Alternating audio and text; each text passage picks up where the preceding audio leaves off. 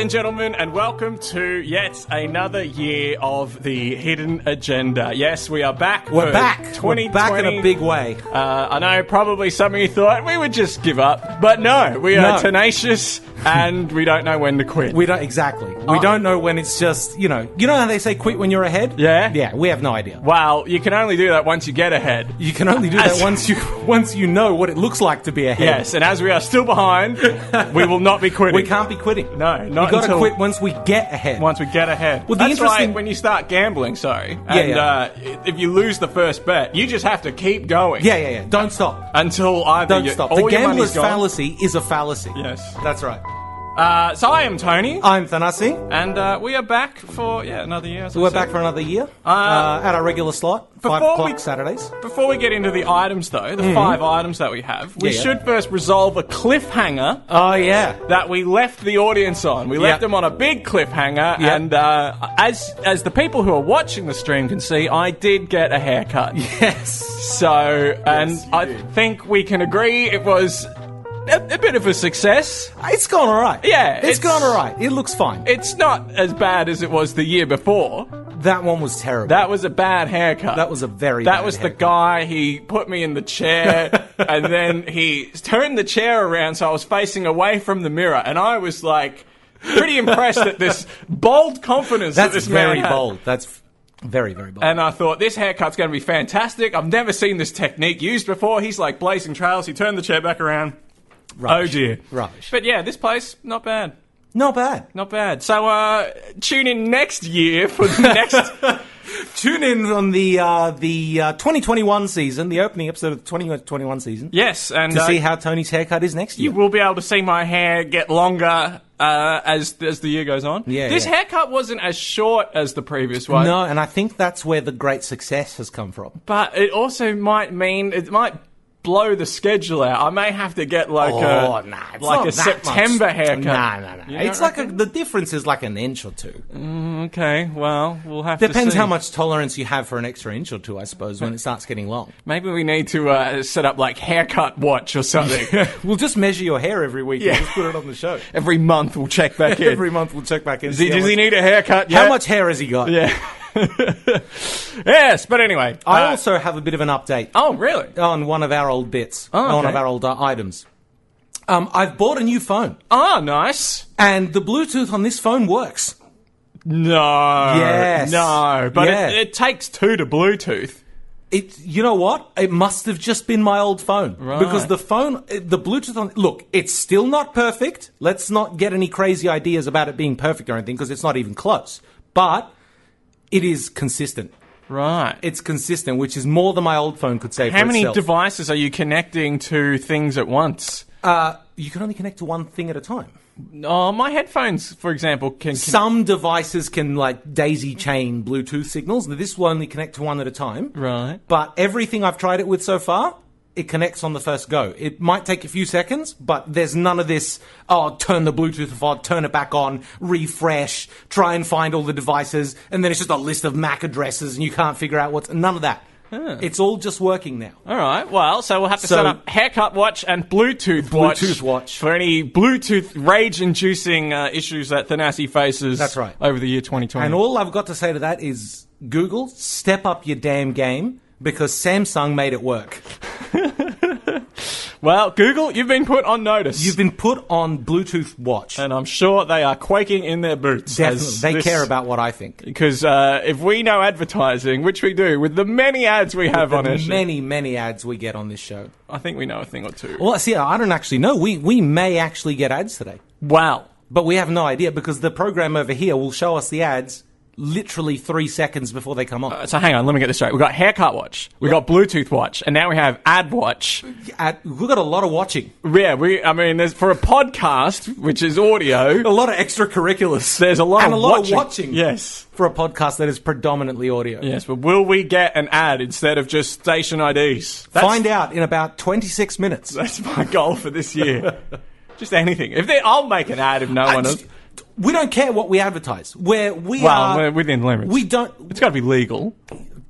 It's got to be able to get onto the station. But what I'm saying is, if it gets past the marketing manager. Yeah. We don't care what it is. Right. But what if it's all incontinence or erectile That's dysfunction? fine. That's fine. We're doing a public service. We're taking the, I'm not going to call it a stigma, but we're here putting our faces to incontinence pads ads because nobody else will. Right. I'll Okay. take it. All right, cool. It's sponsorship. Fair enough. Yeah, look, I'll take it as well. Anyway, we should probably get on Shall with we? the agenda. Let's get into the agenda. What is the first item? The first item on the agenda, what I've actually written here is quite interesting. It's broader than this. It's broader than this. Right. I only thought about it being broader than this afterwards. But what I've written here is the weird temperature zone where your clothing is too warm for walking but not for standing still. Okay, you're going to have to do a lot to to reveal the interesting in this. This is a very specific topic. So this, I think this problem is, or this topic rather, is first world problems. Yeah, right? probably. I think it's first world problems because I was thinking about it because I walk to work and it's I live about 1.5 kilometers from my office, Right. Which I can't really justify not walking to work unless it's over 35 degrees or there's an apocalyptic rainstorm going on. Other than that, if I was like, no, I Uber or tram or train or whatever to work, people are going to be like, you're just lazy. Right? Okay. So how long does that walk take you? It's 20 minutes. Yeah, And, you got and to change walk, kind of thing. You Yeah. got to walk. Exactly. And actually, if I keep up a reasonable pace, it's like 15 minutes. But anyway, the other day, I was walking to work, and it was like 24 or 23 degrees or something, but there was a breeze. And so I couldn't really wear a T-shirt because the breeze was sort of enough to make it a little bit chilly. Maybe it was a little bit less than that. So then I put on a very light jacket, which was fine in the first 5 minutes. Right? And then as I'm sort of walking through the park, I'm starting to warm up a little bit. The sun has come out a little bit, and it's just like, all right, this is uncomfortable. So I take it off, and then it's just immediately slightly too cold again. Not helped by the fact that I'd sweated just a little bit in the jumper.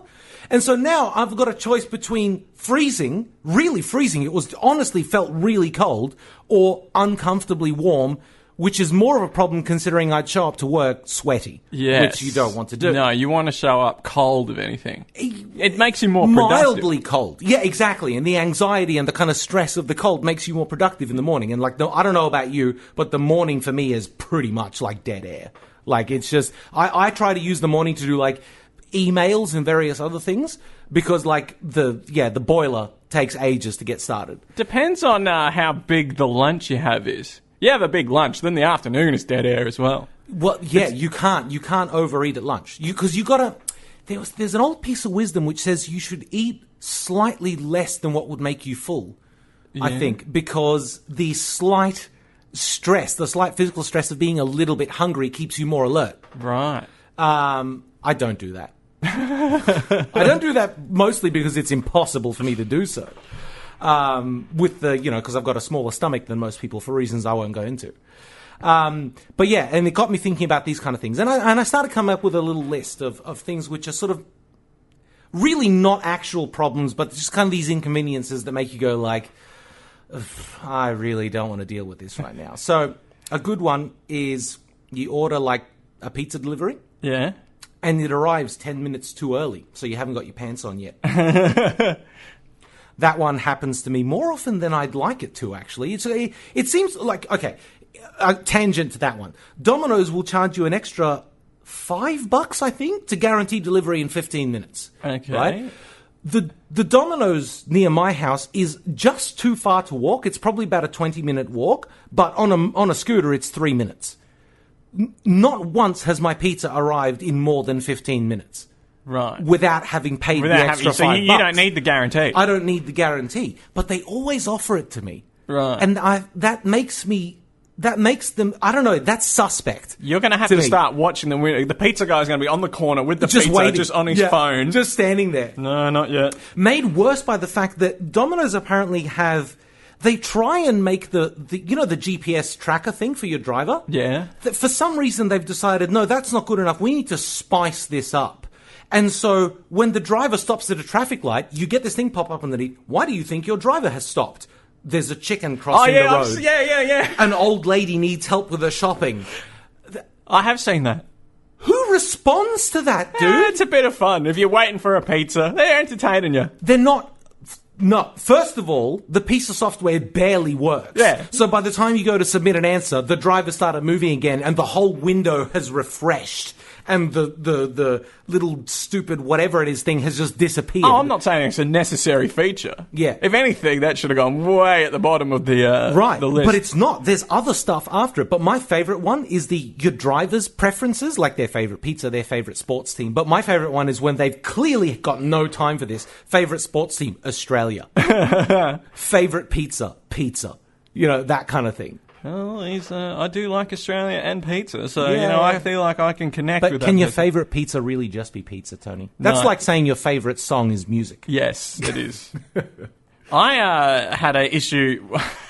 I had Uber Eats once. Oh, yeah. And the place Uber Eats is dangerous. The place I used to live in, they could never find the front door to the thing. They're always... There's like a 30% would make it, and the rest would just sort of spin around. And you get the text message like, I've arrived. It's like, you haven't, though, because you're not at my door. Yeah. But one time, I got a message from the driver, hey, I'm a bit lost, you'll have to... And then I got a phone call, and it was Uber headquarters. Oh. And there's like, hey, your driver's a bit stuck. And I'm like, okay. And so I went outside and I saw the Uber Eats guy and he was walking into a different building. Like a different complex, yeah. And I'm like, hey. And I'm like, I'm sorry, he's going into... If I wasn't on the phone to you, I could call him. Call out to him, yeah. And can I get off and on to him somehow? But it turns out it doesn't matter because that was a different Uber I was going to Eats. say the twist here would be is that's just somebody else's food. Yeah, my Uber Eats driver was still lost in the weeds. But I just assumed I saw an Uber Eats person. I'm like, he's gone into the building next door. He It's just a mistake. Yeah, it's just a mistake. It's just a mistake. But no, that was a completely different Uber Eats driver. And that's when I thought, there's a lot of them, isn't there? Maybe it's a lot of lazy people just ordering food to their house. Yes. Yeah. That's pretty good. Yeah. That's pretty good. And then, but first world problems, man. So having to put your pants on 10 minutes earlier than you expected. Another good one, and one that happened to me. And this one, actually, when I told somebody this, they got quite mad at me because this is like a 0th world problem. But my car has a chrome emblem on the steering wheel. And very occasionally the sun reflects off that directly into my eyes. Oh, no. And that is more uncomfortable than you'd imagine. And yet it is one of the few things in my life where I feel like as much as I want to complain about it, there is no possible justification for me to say my car is fancy enough that a piece of the chrome trim occasionally blinds me. Can't you cover that up? When Get some baking paper on your steering wheel. You're going to put a piece of baking paper in the center of your steering wheel? Well, and what happens? It's better than not having vision while you drive. What happens when the airbag goes off and the baking paper somehow turns into a projectile that pierces? Remember that? Isn't the chrome thing also going to be a problem? I've wondered about that actually. I've wondered how bad it's going to be if that chrome trim flies off the steering wheel. If the airbag ever, God forbid, or whatever You'll you believe in, have the car's brand imprinted I'll just onto have you. a 3-pointed star branded into my forehead for the rest of my life. Yeah. This is interesting. One of my Facebook live stream pages has crashed here. Mm. That's interesting. We've got a new integration over here. What do you mean a new... I don't know The comments are coming up over on the stream computer. The comments are coming up on the stream computer. That's cool. So I don't even need this one. All right. We've got a bunch of welcome back. Thank you for everyone saying welcome back. Sorry, that's a bit of an awkward segue, but I just saw them. So thanks everybody for the well wishes for the new show. I would also like to say thank you. Yeah. Can you think of any more of those first world problems? I can think of a few off the top of my head, but those are the big ones that keep happening to me. All right. Here's a problem. Yeah. I was thinking of spinning this out into its own topic at one point. I get... This is pathetic. Very irritated. The mark of a good first world problem is that it's pathetic. At friction sometimes. Yeah. Like, whenever there's a group of cables that is tangled up... You can never pull them apart. And I just pull, and I go, surely, look, I can see it's not that tangled. There's one twist, dude. There's one twist. Like, what... It's not going to make me have to go into the middle and separate the two. They're called weak forces. They're called weak forces. How is it impossible to pull this thing apart? That's my... And I go... come on. And then I get more frustrated than I should. I go, oh, fine. I will go in there and I will thread the damn cable through and I'll separate it. But that irritates me more than it should. How many pairs of earphones have you destroyed trying to untangle them? I don't know about untangle, but this is why I get wireless headphones now. It's because I just kept throwing out headphones because they're... Well, no, at first they would be fixed, and then the fix would break. Yeah, and then I go, well, okay, so before wireless headphones were sort of cost-effective, I would buy, just normal earbuds, right? And I bought a couple of sort of nice pairs of those, but I found that none of them ever lasted me more than 3 months. Now, in general, I'm not a hugely impatient person, but there are certain things that I just... Oh, excuse me. There are certain things... It would just... Yeah, it's first show back, there are certain things which just irk me, all right? And they will take me from 0 to 100 in 3.5 seconds. And tangled headphones... Tangled cables in general, but tangled headphones in particular is one of them. Yeah, they do. Because the headphone is... You often want that really quick. Yes. Yes, some loud noise has just started in the background, or you've hopped onto a bus or a tram or a train. You just want to block out the world. Yes. Yeah. And so I found that I kept, I have exactly 30 seconds to untangle a pair of headphones before I'm just shredding them. Right? It's involuntary. I don't do it on purpose. I don't even particularly feel angry. It's just like, screw it.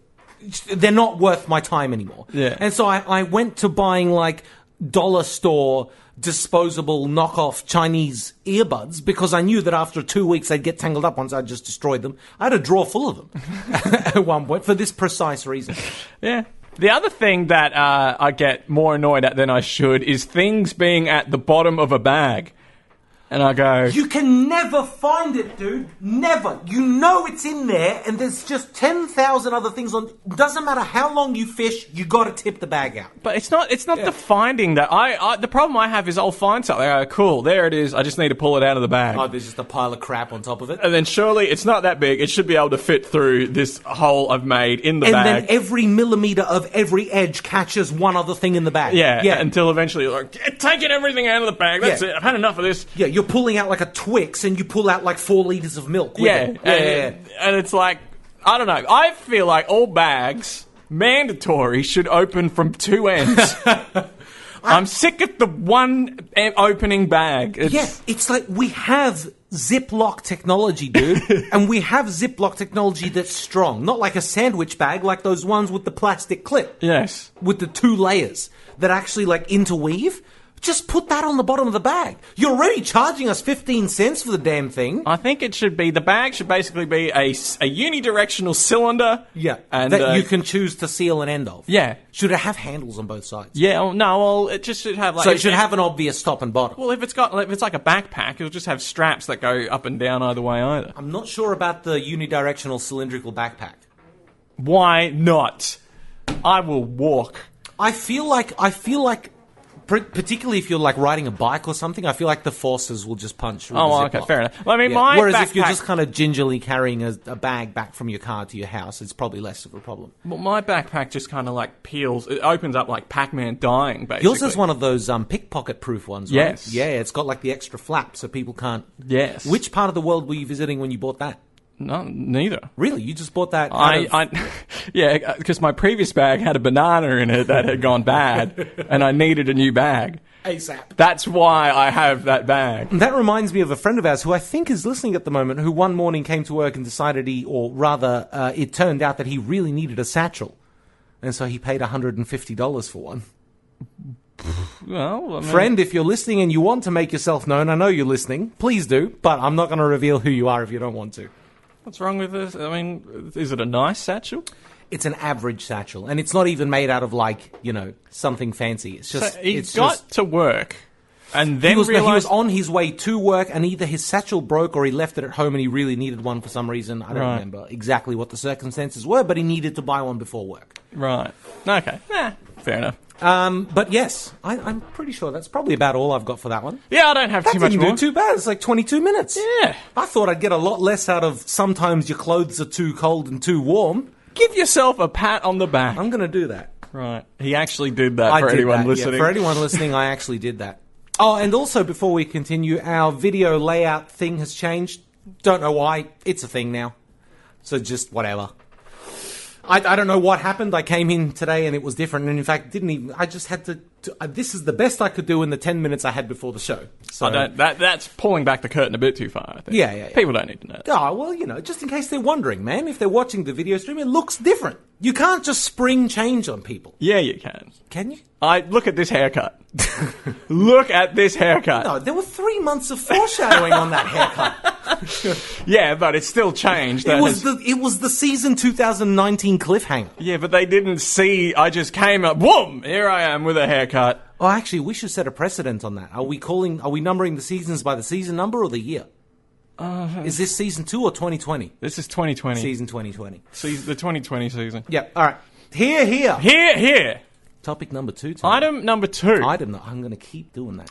Item number 2. So I have become, in the intervening since the last podcast, a single man. Yes. And as a single man, you got to download apps. You do have to download some apps. And so I've downloaded some apps. Yes. And I've noticed various patterns to those apps.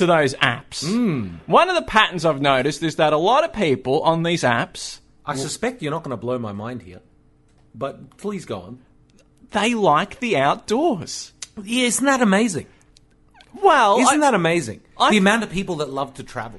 Not travel. That love to hike. Yeah, well, that's the sort of more thing I'm thinking of. The outdoorsy people. And I think kind of makes sense. Who are you meeting outdoors? You need a dating app because you're always wandering around the bush. If you're in the wilderness, yeah, of course you're not going to be meeting people. Yeah. So it doesn't... I was a little surprised at first. I'm like, no, it makes perfect sense. If you're into the outdoors, of course you're not meeting people. Of course you're on these dating apps, meeting other people. I mean, what are the chances that you're outdoors in the same place as someone else who's outdoors? Who is single and looking for love. It's not very big. Outdoors is huge. There's a lot of outdoors. You know what I don't see a lot of on these apps? People that like clubbing. I love the indoors. Yeah. They're all meeting people, going to clubs and bars and stuff. All the people that say they love the outdoors are the ones that are in clubs every weekend.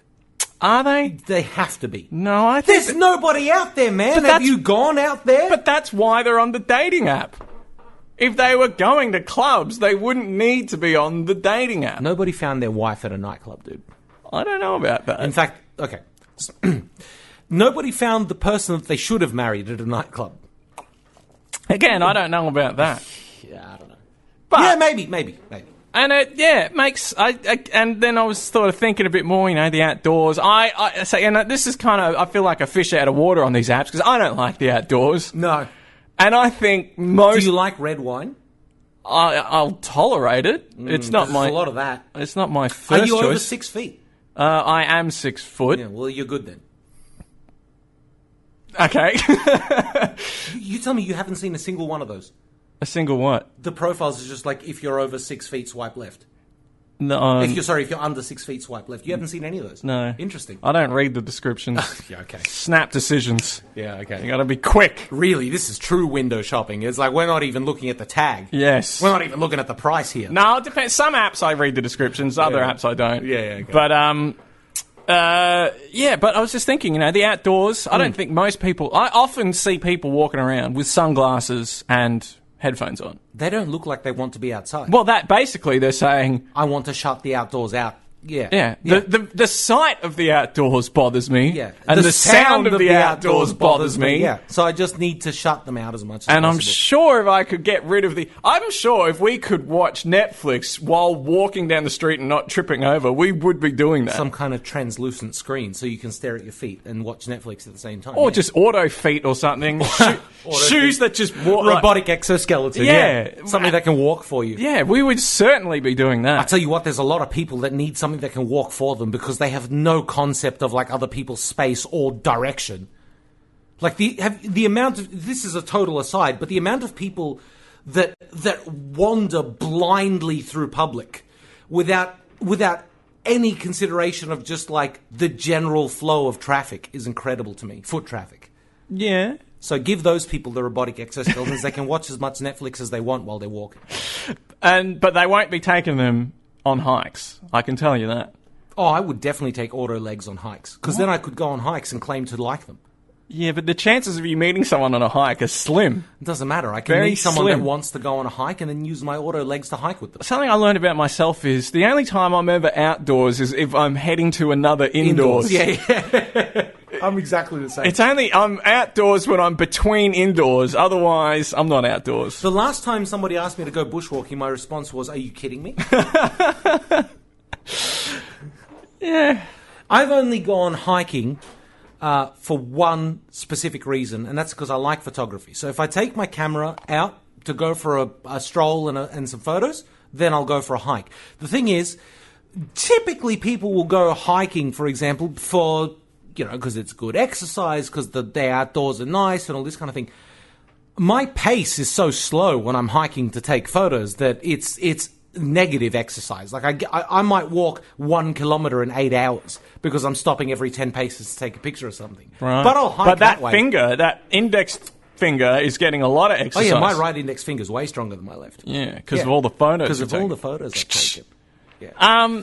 But as an aside, pondering singledom and dating, it made me think back of a previous topic of yours, which was you not wanting to sound wankery. Oh, yes. When you say, I like all music. Yep. And I've thought about that a little more. Because it must have come up a handful of times. No, actually, this was just a thought exercise. Okay, yeah, right. All right. But I feel like I can more succinctly say why that is not a decent answer and why you shouldn't say that now. Say what now? That you like all music. Yep. Because dating, I mean, you are a well-rounded person. I mean, I think so. We're in a way, we're all well-rounded. We're all three-dimensional people. Okay, yes. In that sense, yes. Okay. The point of dating is not to convey that. The point of dating is to feed out little breadcrumbs that of interest that if the other person nibbles and goes after, you keep feeding more out. And if they lose interest in the breadcrumbs, you can either try harder or you move on to someone else. It's like a mystery diet. Kind of. Yeah. But by you saying, I'm into all music, that's like... Well, that's kind of killed the music conversation forever. Yeah. That's a good point. You need to be giving out little breadcrumbs so that they don't care that you like all music. It's like the first time, it's just like, well, I've been listening to this recently. Yes. Rather than, I like XYZW. Yeah, yes. Okay. That's like, if they say, what are you into? You don't list literally everything you're into. You're going to give a concise... You got to throw out a breadcrumb. And if the breadcrumb is nibbled, you can throw out another breadcrumb. Until eventually you're in a relationship. Problem is like when your first breadcrumb is like prog rock. Well, see, but... you got to throw out like top 40s first. You got to choose and then sort of move towards, acid trip, psychedelic trip hop, and then your whatever. You gotta throw out the top 40s before you get to that. You got to read the room as well. Yeah, prog rock may work on some people, but it may not work on others. Is there a way to identify a person on whom prog rock will work? Oh, no. I don't think so. Because if they're over 50... Because 3 months ago it might have been your hair. Now I'm not so sure. Yeah, I don't know. See, metal I think is pretty obvious. Yeah, metal is obvious. There's a handful that are obvious, and the rest are just like... do I look like a prog rock guy? No. Do I look like a guy that listens to the most whacked out psychedelic electronic music? No. So, you can't just, you gotta know.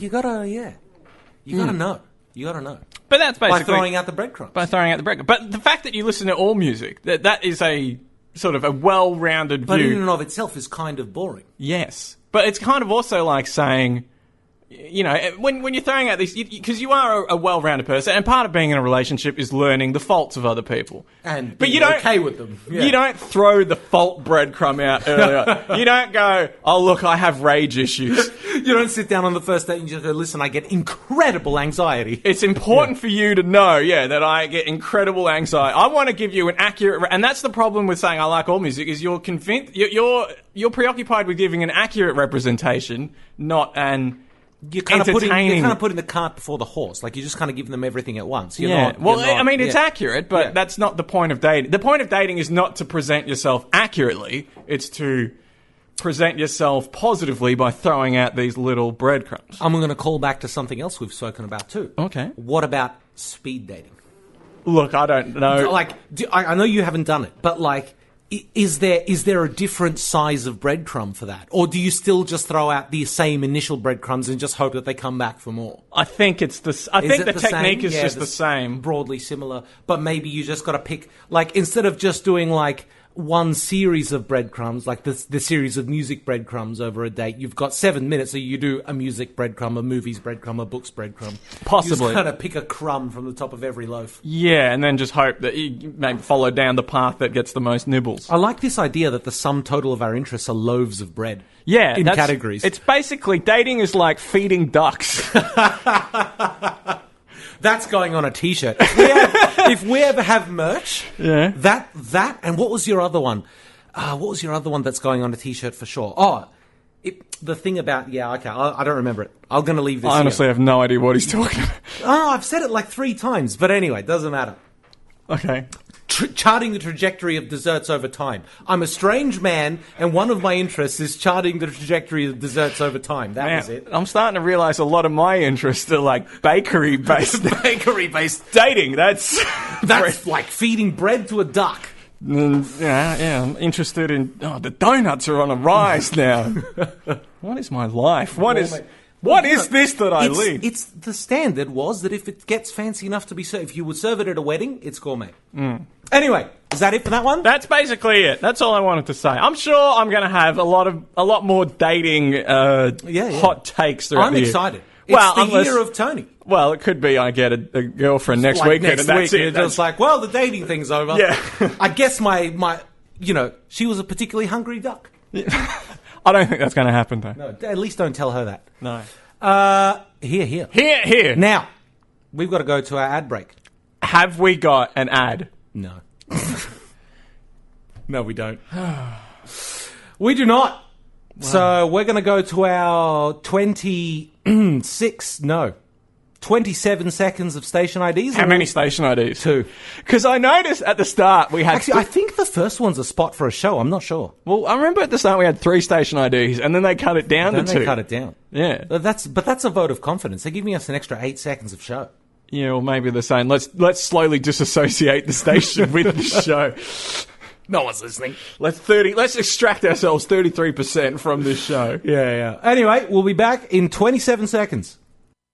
Fresh Radio.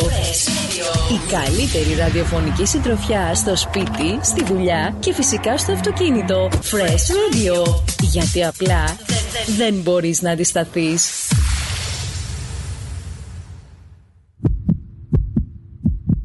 Η ραδιοφωνική καρδιά της πόλης χτυπά μόνο εδώ. Στον Fresh. Ακούς Fresh Radio. Fresh Radio. So it turns out it was actually 3 station IDs, just the last one was 1 second long. I didn't see it in the list. Wow. That was awesome. So if you'd just like to remind the ladies and gentlemen what station we're on. We're on Fresh Radio. That's right, we're on Fresh Radio. That station again is Fresh Radio. Yep. Shall we move on? Yes, we should. It's my turn. Yes, it is. You have item number 3. It's almost like I don't remember how to run this show. All right. Topic item 3. I really, and this may be the curmudgeon in me really coming to the forefront. I really hate party video games. Like what? Like Mario Kart, Mario Party, games of that ilk. Which is all just like they're the ones where it's all supposedly a completely even playing field, and you're just there to have fun, and it makes no difference who wins or loses. Those games, I hate those. What about the Jackbox games? What are those? You don't know Jack, and they did a bunch of other... It's sort of like... So everyone gets their phone out. They're bloody brilliant games. Oh, okay. Like, Boulder Dash. Yeah. They've sort of converted that to, something on the screen that everyone has a phone and they fill in things, and it's got a host and he does that. No, I haven't played those. Oh, the Jackbox games are brilliant. I just want to disassociate them from this conversation. All right. I'm gonna leave them out because I don't know anything about them. You should look them up. But I think Yeah, okay, I will. I'll look those up. And anyone else that's interested too. But You're talking more than Nintendo. actually, Specifically Nintendo. No. It's not specifically Nintendo. It just so happens that the vast majority of examples I've got on Nintendo games, because there seems to be a correlation between Nintendo people and wanting to play party games of this ilk. There's plenty of them on the PlayStation and various other things. There was a particularly heinous one. It was it used to come. It was called Buzz. It was that quiz game that had the 3D, that idiot that had the really annoying talk show host voice, and yet the buzzers. I hated that too, but that's mostly because I don't like losing. But see, that's just trivia, whereas the Jackbox has funny trivia. But actually, I'm going to focus in on Mario Kart here specifically for a brief period. There used to be a time where there was some skill involved to Mario Kart. I recently played Mario Kart 11, whatever the hell they're up to. 8, yeah. And that is, by far and away, the most frustrating thing I've subjected myself to in a very long time. I haven't gotten so angry in such a short amount of time since the last time I had to untangle a pair of earphones, right? Because doesn't matter how well you do, right? You could have the controls down perfectly. You could be smashing everyone. You could, like, one lap, you're miles ahead. But all that means is that everybody at the back just gets items specifically meant to screw you over. But, right? I mean, I played Mario Kart recently, and Don't level the playing field. If I'm winning, it's because I'm better than you. But I was winning, and I won every game. How? How, when every time I've gotten to the front, within 8 seconds, I've been destroyed by 4 different blue shells and a bullet bill, and I'm dead-ass last being lapped 3 times? You're obviously just not good enough. But what do you do? How can you avoid the unavoidable thing? You can't. They're setbacks, they're unavoidable, but you just push through them. How? You slide around corners, you jump over the things, you boost, you turn off that auto steering first of all. That doesn't do you any good. That thing's terrible. That's noobs territory. Noob stuff. No, I think if you got the skill, you can overcome these setbacks. It's impossible. Well, it's impossible. I beg to differ. We may need to settle this with Mario Kart. Look, if you get 5 people that are clueless and 1 person that knows how to play, maybe isn't a master, but 1 person that knows how to play, I don't think that person's going to win consistently. But they may win more than everybody else, but not consistently. Not when theoretically they should win every time. Okay, but what does that matter? It matters. If you're winning on average. Well, because then why would I invest my time into becoming skilled? It just makes me angry, dude. I can't explain it. It's just so frustrating to me when, like, I execute perfectly and then it always happens 50 meters from the finish line. Blue shell, bullet bill, blue shell, bullet bill. Go away. Let me win. I was winning the whole way through. Look, it's the only thing that makes me feel like a petulant child, and I hate it for that. Because I don't want to feel like a petulant child, but it makes me so upset. The one of the magic. Can somebody please weigh in on this? I love the magic of Nintendo is that it is ostensibly family friendly, but nothing makes me swear more than a Nintendo game. Yeah, they've Mario, he's jumping around, but they just put the blocks in the right spot that you're just going, what the F was that? Oh, I'm convinced it's all an elaborate joke, dude. I'm convinced that it's all just meant to be this incredibly frustrating crap that's got this, like, veneer of family friendliness over it. It is. They are incredible at just getting you to go. And it's like, I don't know. To me, Nintendo are the best level designers in the business. I'm not going to comment. I just think they're... I'm not going to comment because I don't disagree and I really want to. And they're just so good at just putting things in places. They're so good at ramping up the difficulty in a way that's sort of almost pixel perfect. Yes. You know, the jumps get a little tiny bit harder as the level goes on. It's not just like easy, oh, now you have to time it absolutely perfectly or you're screwed. Yes. It's just kind of like this very natural progression unless you do the warp skip and you go straight to World 4. Well, yeah. In Super Mario Brothers. Well, then, of course, you skip all the tuning. But it's just... I just find it unbelievable. I had the thought in my head. I had the way I wanted to phrase it perfectly, and it's escaped me now. But it's just... they're not kids' games, in a sense, right? They look like kids' games. They sound like kids' games. They're sold to children.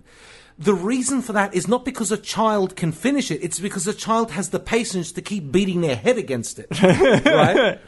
Yeah, well, right. I tend, once the credits roll... A child roll, does not have the dexterity at 6, 7 years old to finish Super Mario Brothers, I don't think. Well... Or they may, but through a lot of trial and error and just practice. I don't actually know what kids are doing with games. I hear stories about these whiz kids that do stuff that I could never do.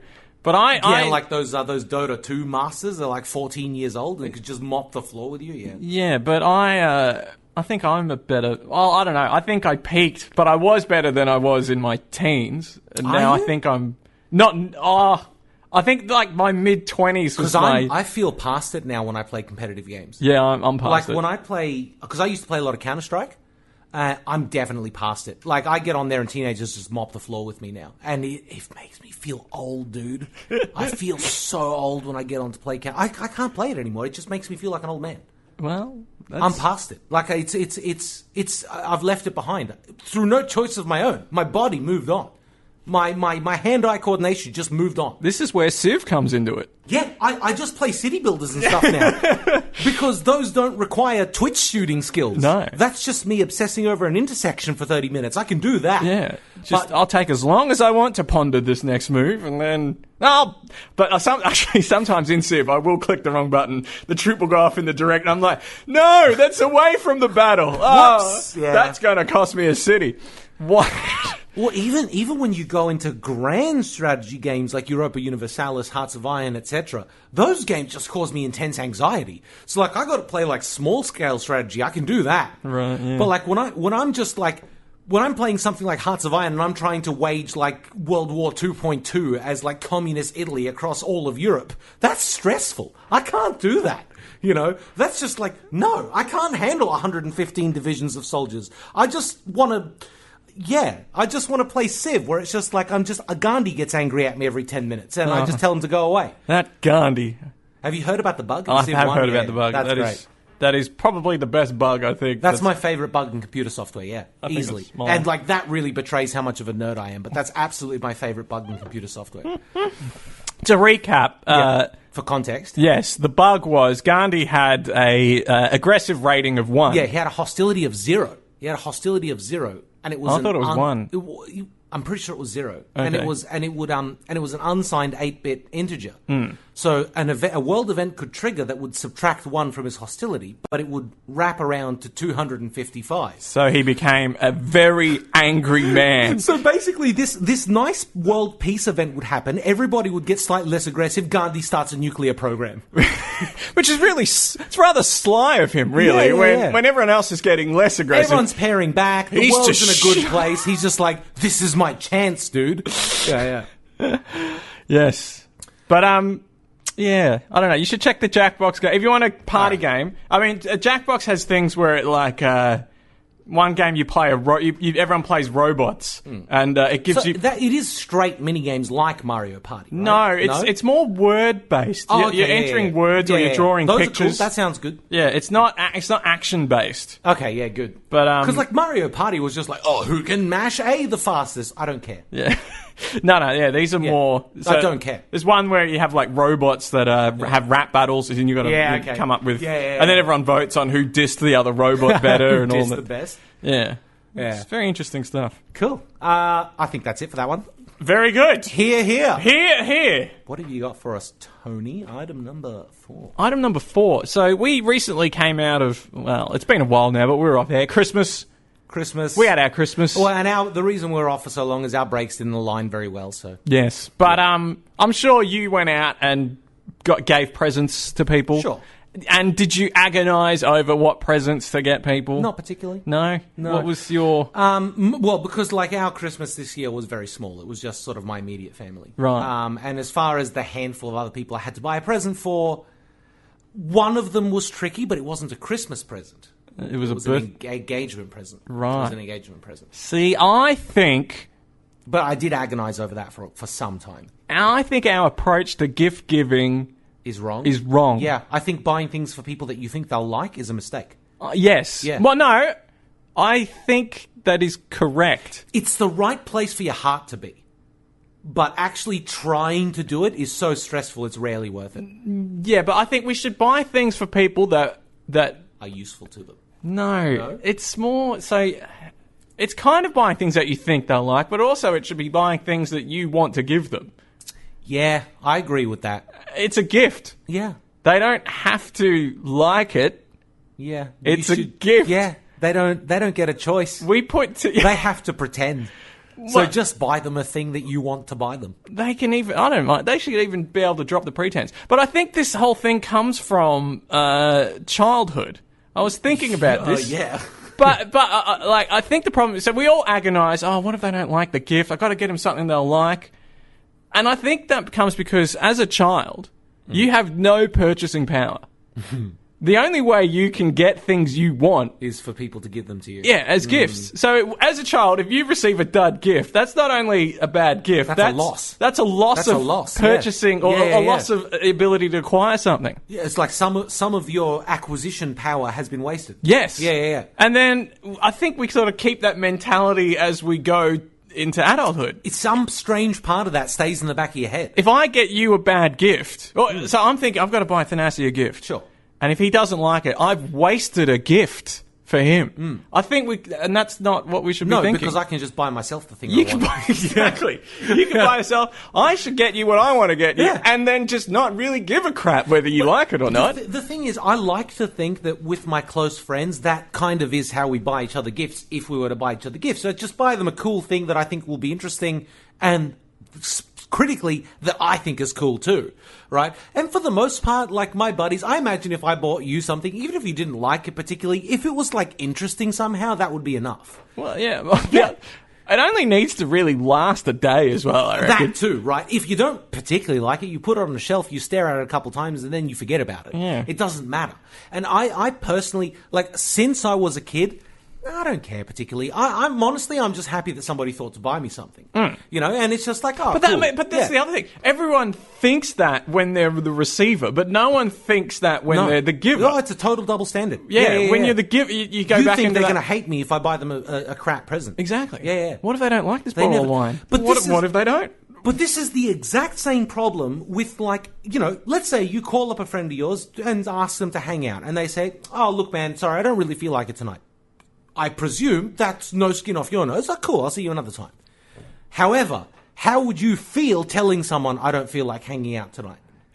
I would lie. Yeah, I would lie too. I would say I'm not feeling well. Yeah. I've got something else on. Something to soften the blow. Yes. When, personally, I could care less if someone simply doesn't feel like going out. Because I hope at least, or at least I'm fairly certain that it's not because they don't want to see me, it's just because they don't want to do anything, right? And that's fine. I'm okay with that. And for some reason, I'm not okay with people thinking, even if the thought were to cross their mind for a second, that it's them I don't want to spend time, I don't want to risk that. Right, yes. Yeah. So what I'm getting is... same with the gifts. If the world was more like Larry David... Society exists solely to cause people anxiety. Yeah, but also probably to cushion... Dude, societal stress is completely fabricated. That's an interesting... I'm going to have to take a while to unpack that. Think about it. You go away and give that one a big think, and we'll talk about it at some point. But I realized recently, I've been having some big thinks recently. Yeah. And like all the stresses that exist specifically as a result of society and societal obligations are all entirely fabricated. This is, maybe you could be right. And I remember reading something... I think there might have been a survival or something reason for them 500 years ago, but I think these days it's all entirely fabricated. I remember reading something about how things work in Holland and how they're amongst the happiest people in the world. And they do seem to live a bit more like Larry David. Yeah. Just kind of telling it like it is and kind of doing what they want. I read that, like, if you for example, don't RSVP and just rock up to dinner, you'll get sent home. Yeah, good. As you should. I haven't prepared any food for you. I haven't set a place for you. Off you go. Whereas, contrast this with the culture I grew up in, where we sat down for dinner and we always set an extra place in case somebody showed up unannounced. Really? Yeah. And did that often happen? Once, that I can remember. Yeah. But that was the culture I grew up in. Yeah, see, that's a very different total culture. opposite. Yeah. Oh, like the stresses of society, that was just life force in the village in Greece. Right. That was like you'd leave the house with a set of instructions on who you could talk to and what you could say to them. Yeah. So with the total opposite to Holland, where it's just like, you don't play by our rules, piss off. You had ample opportunity. We sent you the piece of paper that says we want you here. You didn't respond to the bit of paper, don't show up. Yeah. Yeah. And I guess they must go, well, fair enough. I would be so much happier living in a place where I could tell people to piss off because they didn't play by the rules. I think you still be polite. You go, Oh, yeah, I'm not saying I would literally use the words piss off. Yeah. But, like, I would be so much happier living in a world where, like, sorry, you didn't tell me you were going to be here. I'm going to have to ask you to leave. Right? I wish I lived in a world where it was acceptable for me to do that. yes. My life would be much more... Everybody's Well, life would maybe be far you more just need to straightforward. move to the Netherlands. You know what? My circle of friends, in general, like my close friends, we operate something like this. There's no pretense between us. Like, for example, if you called me up and said, let's do something, I'd be like, I don't feel like it. I would do that with you. But beyond that inner circle, no. Total fabrication. Right. Which I'm working on doing less of. Because I think, in a strange way, people may recoil from it to begin with, but will probably appreciate it in the long run. Or they'll go, he's off the list. Or they'll go, screw this guy. In which case, either way, tune in to find out whether I've got any friends left by the end of the year. So we've got haircut watch. Yep. Bluetooth watch. Ads watch. Watch. And now friends watch. Dating watch. And dating watch. And is society the cause of all our stress watch. Yeah. Well, that's a lot. That's a lot on the plate that we are stacking for you in 2020. Oh, yeah, you're going to watch this show. You're going to have homework. Oh, yeah. Yeah. There's homework watching this show. We don't screw around here. No. But the homework is optional. Yeah. You don't have to do it. If you want to... Look, if you participate in one watch, though, you're participating in all of them. Yeah. Yeah. If you're watching one thing, you're watching the rest. You're either watching none or everything. How often do you get a haircut? You know, it tends to be every month or two, but it's been about 3 now. Right. Yeah, so you'll get a haircut any day now.